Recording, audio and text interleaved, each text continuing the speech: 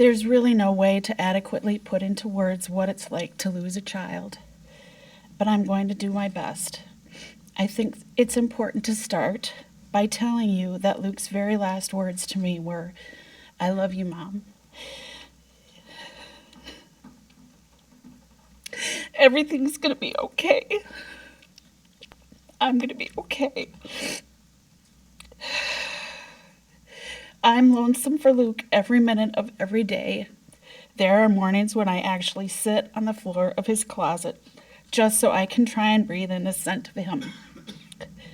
I step outside my house and I hear sirens, and I'm overcome with the dread and anxiety from the memories of the day Luke died, waiting for the first responders to arrive. It's completely overwhelming.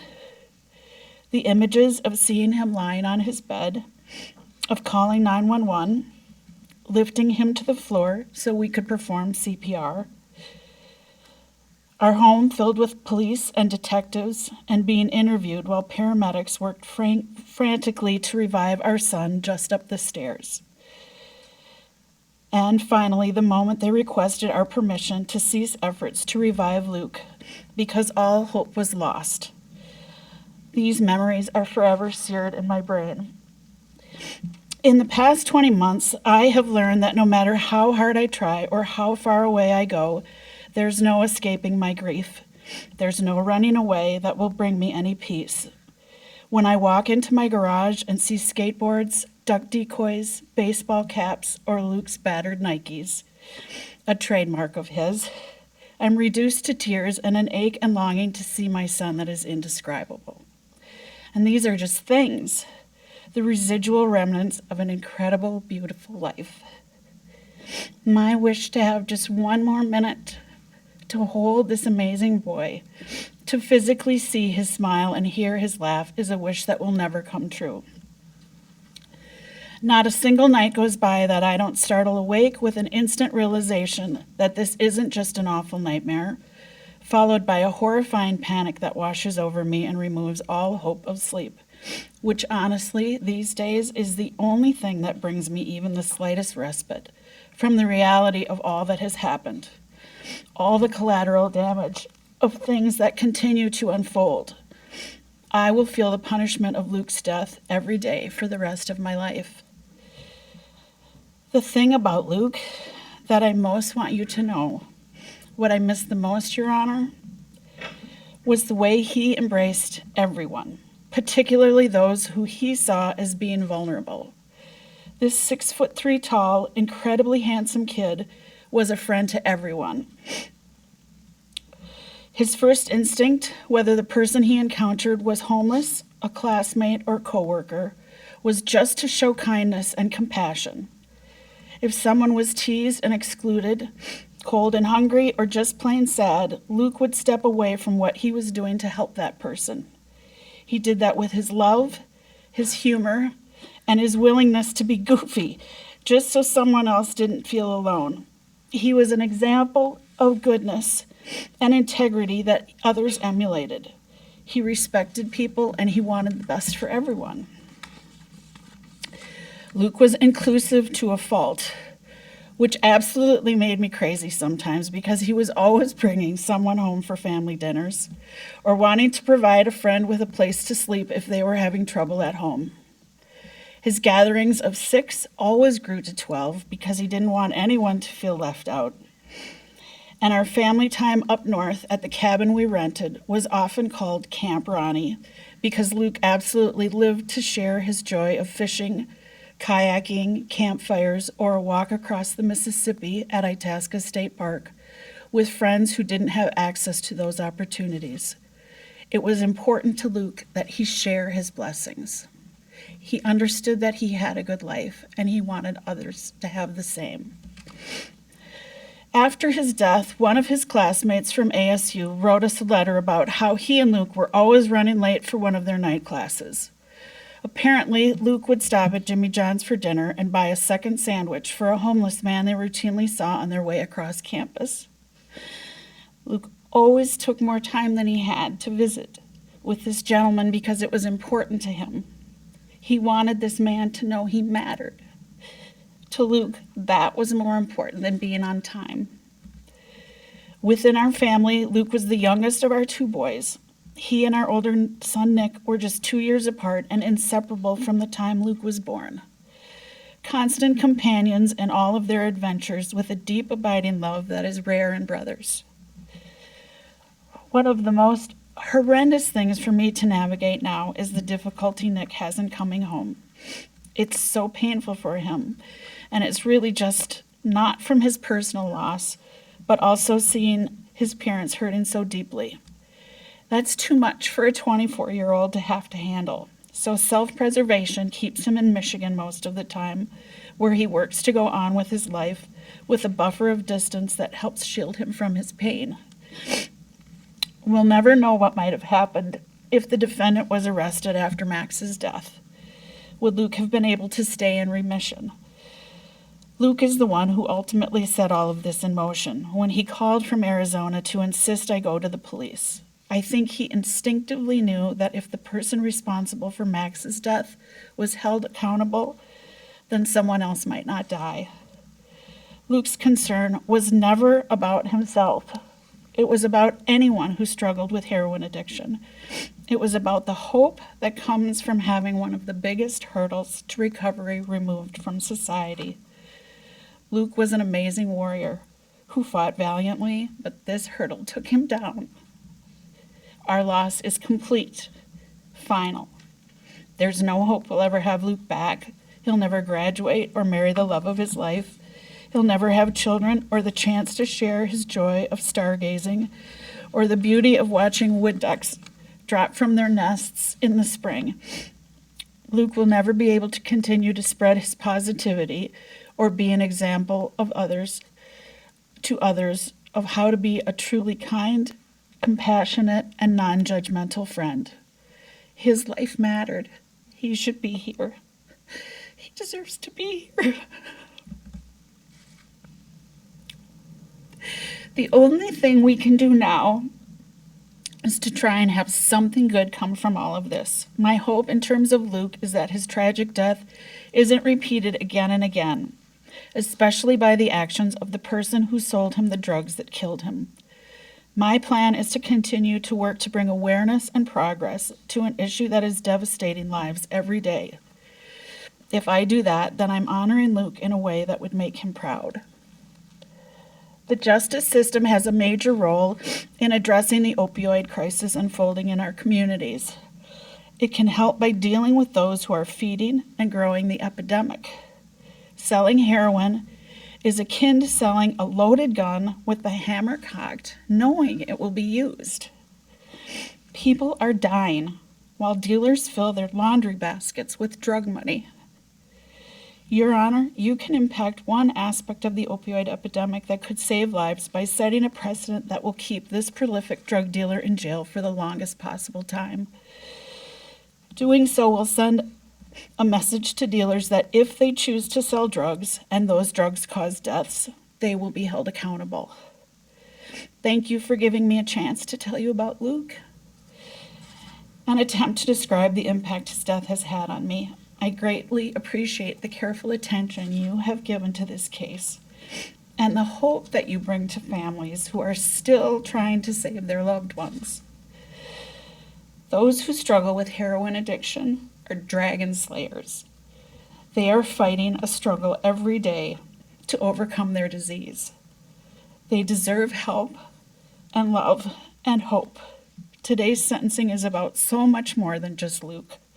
And I know he would be grateful if his senseless and tragic death can make a positive difference for others. Thank you very much, Your Honor. Thank you. When we start a discussion about impact, we must really start with Luke. He paid the ultimate impact. This charismatic, beautiful, loving, caring person is no longer with us. Luke loved his family and his friends intensely. He loved being a student at ASU, where he was a major in global health. And in short, he loved life and everything it had to offer and all of its experiences. We were so excited as parents to see where this life might go, what he might do with it, and what contributions he might make to our society. Instead, his life ended at 20 years, 11 months. Your Honor, we celebrated Luke's 21st birthday by spreading a small amount of his cremation ash on the top of a mountain in Colorado, where he learned to ski and snowboard, a place we all cherished and loved. Not how we imagined spending his 21st birthday. The impact of our son's death on us, his brother, family, and friends has been nothing short of devastating. It's been 20 months since we lost Luke, and we're still experiencing a level of grief that only a parent who's lost a child can comprehend. It's all-consuming at times.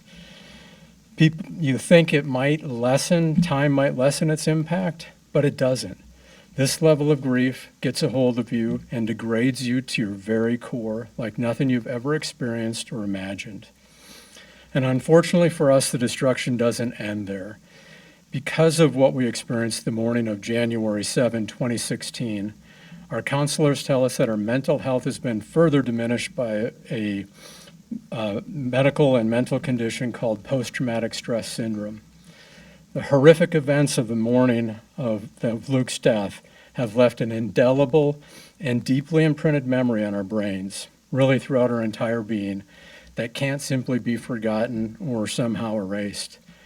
My mind can't let go of the totality of that morning. It replays the scene over and over again, multiple times each day, of finding our son unconscious, and then the medical team eventually bringing him down the stairs on a stretcher in a body bag. Our path forward, needless to say, is going to include significant counseling and other forms of treatment as we deal with this devastating loss.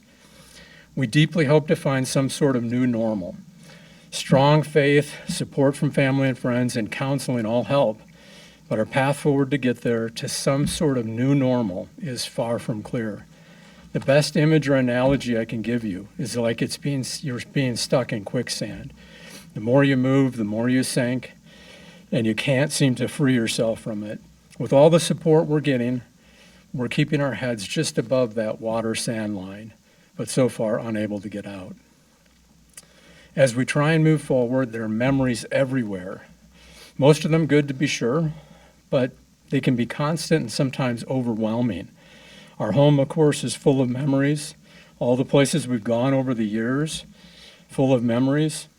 The point is the flood of memories hit you, and sometimes it incapacitates us to the point where we can barely move. We call it memory overload. And then after that starts to pass and subside a little bit, the deep questions around why. Why us? Why did this happen set in? And of course, there are no good answers. Addiction is a horrible disease. Drugs are everywhere, as are ever-present drug dealers. And we as the victims are left only with pain and gaps. You see, when you nurture a child from diapers to college textbooks, they become part of you, much more so than an arm or a leg, more like an integrated heart. When your kid's doing good, safe and happy, you as a parent are doing good. You're on top of the world. When you lose a child, as we did, a huge part of your heart is damaged, severed, lost. And it affects everything, every aspect of your life as you try and move forward. It's the quicksand. We were warned early in our counseling experience that the second year after the loss of a child is actually harder than the first year. Our counselors said that the second year was often when major illness set in, and we are advised to take good care of ourselves, both mentally and physically. We tried. However, about 14 months after Luke's death, I was diagnosed with a very aggressive form of bladder cancer, and I've been through 2 operations and endured a chemotherapy cycle that lasted 3 months. My prognosis is anything but certain. After sharing this story of Luke's circumstances and his death with the doctors, they quickly zeroed in on stress as a leading likely causation factor in the development of my condition. Our counselors clearly believe that this is the case since they've witnessed it before. We all know our country is in the midst of an opioid epidemic. We're losing children and adults at an alarming rate. All one has to do is turn on the news to see it firsthand. The question we're struggling with, all of us, is how to slow or stop this epidemic. While there is no single answer, Getting drug dealers, prolific drug dealers, off the street is at least part of the solution. Let's remember, it's not a crime to be an addict, but it is a crime to sell a drug to someone that kills them. As we've learned, a single drug dealer can kill numerous addicts and adversely impact hundreds of individuals and their families. And this will continue to be the case until dealers get the message from law enforcement and the courts that selling drugs, lethal drugs, will net them maximum sentences in prison time. Let's stop putting addicts in jail. We need to help them and their families with improved treatment options. It's time we incarcerate profiteering drug dealers for as long as the laws, both federal and state, permit. Send the message loud and clear. To that end, Your Honor, regarding sentencing, based on the facts you've heard during trial, impacts you're hearing here today, and the greater good of our citizens, we implore the court to consider an upward departure from Minnesota sentencing guidelines to the statutory maximum for third-degree murder in Luke's case, and that any additional sentences be served consecutively. Thank you for your time today, Your Honor. When I think of Max now, I feel mostly joy. But today we're here to consider responsibility for his death. And as you've heard already, different viewpoints, the responsibility for an overdose death of an addict is a complicated and complex question. Max knew of the dangers of heroin use. While his disease crippled his willpower. Yes. Mr. Cascarano, I'm going to ask the defendant's attention be directed here. Thank you, Mr. Tillitt. Okay. Max knew of the dangers of heroin use. While his disease crippled his willpower, and he bought the drug from Ms. Burrell, and it was he that put it into his body. Well, he didn't expect to die 2 years ago this past Tuesday. He did put himself at risk. Riley writes about the inability of our country's legal and healthcare systems to even slow down the explosive growth of opiate overdose deaths. I too think our country has placed too much emphasis on controlling supply and too little on controlling demand through more and better education and treatment. Yet I deplore those who profit from the misery of addicts and the misery of their families. They should be stopped.